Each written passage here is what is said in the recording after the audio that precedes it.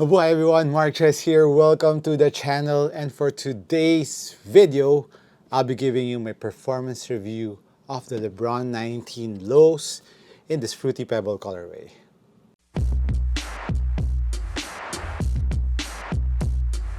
So guys, if you haven't subscribed yet to the channel, please do so. Press the button down below and of course, like this video afterwards. It will surely help out this channel.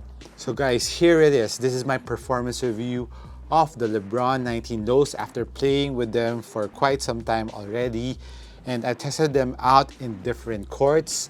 So I will finally give my verdict about this because a lot of you have been waiting for this performance review of the low versions of the Lebron 19 because I heard a lot of mixed reviews on the standard or the regular ones where the socks are chafing or the socks are being chewed up by the ankle part of the Lebron regulars. But actually, in my case, I didn't experience it. I was checking out my socks on the regular ones after playing. It wasn't chafing. Maybe it's how you tighten it up, or maybe I didn't tighten it up that much and I didn't lace up to the last lace loop. Maybe that's a reason why that's a factor. I'll try to lace it up next time until the last lace loop when I get a chance to play again with the regular ones. But as of now, let's talk about the younger brother of the 19s, which is this low version in the Fruity Pebble colorway. Let's discuss first the materials used on the lows. Of course, there's a toe cap here that is made out of this shiny leather, synthetic leather, that I think this is called patent. But this patent leather has some structure or design to it. It has this rock-like images. I'm not sure if the other colorways have the same design like this Fruity Pebbles, because of course the Fruity Pebbles colorway came from Flintstone, so it has Fred Flintstone on the insole. So of course there's rock, bedrock, that's where the place is. Or this gives a texture of the bubbles on the milk. Of course, the design language of this colorway, of course, this is milk on the white part. And this part is, of course, the Fruity Pebbles, which is the cereal. And if you haven't tried them out, it's good. It's like Rice Krispies. So it's a pretty good cereals in my opinion. But going back to the sneaker, guys, on the lateral medial part, it features this screen mesh, which is not that thick. And I thought it was kind of rough and I thought it was hard to break it in. But I was wrong. The materials of the upper of the low version, the break-in time needed for this sneaker is of course this patent leather and of course the drag cushion of the sneaker and this plastic piece. But as for the lateral part, the panels, it's pretty soft and I'm really liking. It's pretty comfortable around your foot. And one factor there is of course the neoprene-like material that is under this screen mesh. It is padded with foam. It's very comfortable around your foot. And even the toe cap, when I was bending, I didn't feel any discomfort.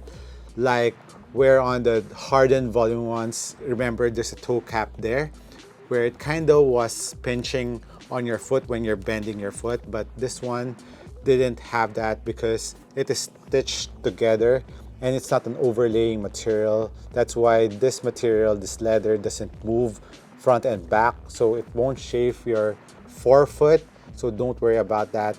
And in terms of support of the Lebron 19 lows, laterally the materials doesn't stretch at all because of the leather, and of course the neoprene material inside doesn't stretch that much too, and the screen mesh prevents your foot from sliding off the footbed because this screen mesh doesn't stretch at all. So just need to tighten up your laces and you're good to go.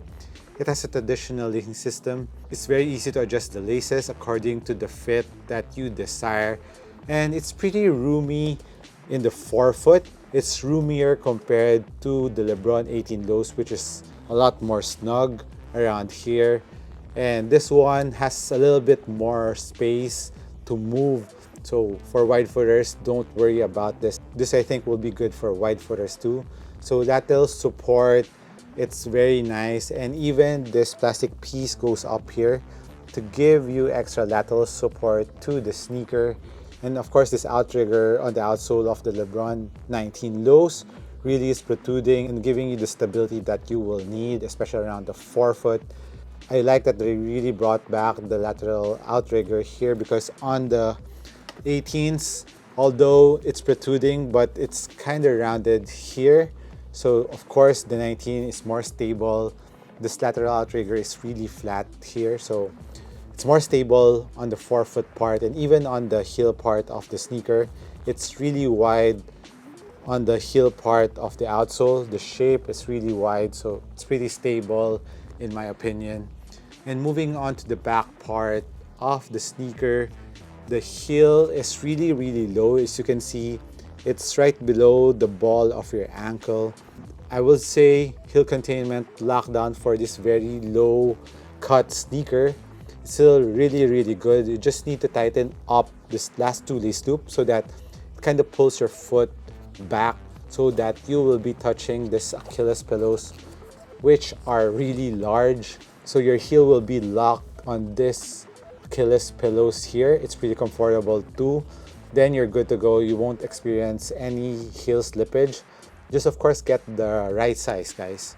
As for the tongue, like I've said, it's also very comfortable. It's padded. There's no discomfort around this part of the ankle, even though it's kind of sharp here. I didn't feel any discomfort or distraction while I was playing, while I was doing lateral moves. No distractions there. And overall feel around the heel, it's very comfortable around your foot. As for the insole of the Lebron 19 lows, it's a standard insole, but this colorway has a pretty nice design. It has Fred Flintstone on this side and LeBron James Bedrockify on the other one. Now let's move on to the cushion setup of the Lebron 19 lows. It features a full-length React cushion, but on the heel there's an Air Max unit. So comparing it in the Lebron 18s, which also has a React cushion from the forefoot, but this one doesn't go until the back part, where you can see on the 19s it goes until to the heel part of the sneaker. And I'm liking the improvements of the React foam here on the 19s. I would say it's an improvement because the React foam is uncaged compared to the 18s, which is caged on the middle side, while on the 19s it is exposed here, so it gives extra room for the React foam to expand. So it felt really nice in the forefoot. It's bouncy at the same time, gives you a very nice impact protection. I like the React cushion setup here more compared to the PG6. I'll give you a more detailed comparison between the Lebron 19's lows React cushion and the PGs on another video. But as of now, I like the React cushion that is implemented on the 19s because it gives you that springiness at the same time impact protection. It's not too mushy and it's not too thick. I actually thought it was too thick when I was wearing it side by side with my Lebron 9s, and the Lebron 9s was really low. And when I was comparing the two, I didn't feel too much high off the ground on the Lebron 19 lows, so I was quite surprised with that. You have that bounciness and impact protection in the forefoot, at the same time still very responsive to the ground. And as for the heel part, where this Air Max unit is, and comparing it to the Air Max unit on the 18s, I would say in terms of PSI, they're pretty much the same, but I like the shape on the Air Max unit of the 19s because it is wide, so it's more stable, and it has compartments. And what I like about the compartmentalized Air Max is it is a little bit more responsive compared to the 18s, because the area that compresses are the areas where it just touches the floor. So it gives a faster recoil when you're landing on your heel, and you're not sagging too much on the ground after a hard impact. So you kind of bounce back a bit faster compared to the 18s. So I like the Air Max implementation on the 19s, which I think is an improvement from the 18s. Another thing that helps out in the bounciness and of course heel-to-toe transition of the 19 lows is of course this plastic plate which runs here from the Air Max unit going to the forefoot part. So when you're bending your foot, kind of gives a recoil so that the React cushion engages also. And as for heel-to-toe transition, it's not a slapper. That's what I kind of felt on the regular ones, but this one has a more fluid flow when you're running up and down the floor. That's one thing that I observed from the 19 lows comparing to the regular ones, because this has a better heel-to-toe transition, especially when you're running up and down the floor. Now let's move on to the traction of the Lebron 19 lows. I actually played with this on a semi-dusty floor and on a clean court, and I would say traction-wise, it is so-so. It's nothing spectacular. It's not top tier. And what I like about this traction is I wasn't slipping like the regular ones. There's no slip, but there's no squeakiness, and it doesn't bite that hard, but you will stop, but not a quick stop. So take that into consideration. So I would say it's an okay traction as long as I don't slide off. So I'll give you an update if I play with a very dusty floor. I'll let you know if this slides off on those types of floor.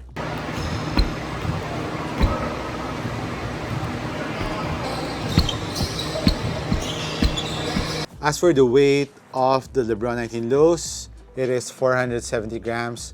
So it's a pretty normal weight for my size, and it didn't feel heavy. Although you will feel the weight of the sneaker on the cushion part because of the React foam, where you feel most of the weight is coming from there. But when you're using it, because of the nice cushion setup of the 19 lows, you wouldn't mind it that much because it's really ultra comfortable below your foot. Impact protection is really nice. Of course, stability on the sneaker is really nice, and actually had one of the best games that I played in recently. So I'm really liking the sneaker. I'm really comfortable with the 19 lows. But I'll give you an update on the dusty floor on my IG account, so better follow me there too. I usually give updates in the stories, in the Instagram stories, so hopefully you can follow me there too. As for the price of the Lebron 19 lows, it is 8,600 pesos here in the Philippines. It's around 165 US dollars. So it's pretty okay for the tech that you'll be getting out of the Lebron 19 lows, but it's not the cheapest too. So let me know what you think about the Lebron 19 lows. Have you played with them? Hit me a comment down below. This has been MARKCHES. Once again, thank you for dropping by the channel. I'll catch you in the next one. Cheers.